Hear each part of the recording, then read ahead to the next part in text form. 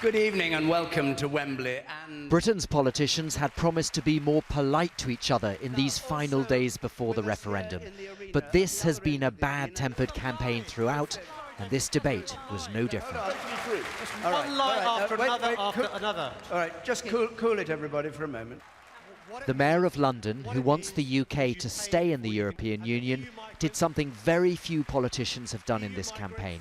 He pointed out some of the ways Britain has benefited from immigration from Europe. EU migrants work in our schools and our construction sector. Thank you. More than 1.5 million Brits are employed by companies owned by EU citizens here. Thank you. And the problem is this, Boris. Your campaign hasn't been Project Fair. It's been Project Hate as far as immigration is concerned.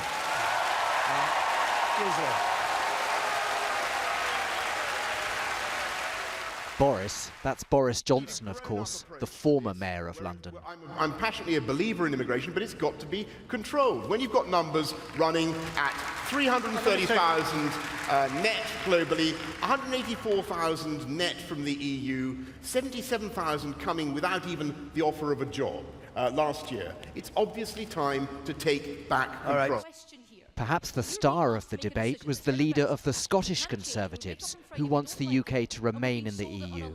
They lied about the costs of Europe. They lied about Turkey's entrance to Europe. They lied about the European army because we've got a veto over that. They put these in their leaflets and they've lied about this here tonight too, and it's not good enough. You deserve the truth. The other side say that Britain's democracy is in danger.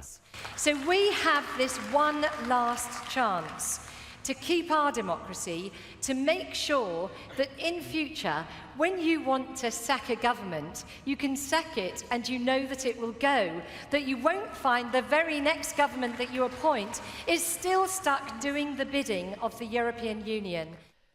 Wednesday's newspapers, desperate appeals from rival camps. Somehow the voters have to pick through the spin. Both sides have just one more day to make their case.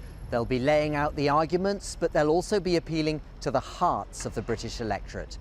The Vote Remain and Vote Leave camps disagree on so much, but on one point they can agree. The result of this referendum will define what sort of country Britain is for many decades to come. Barnaby, Phillips, Al Jazeera, Westminster in central London.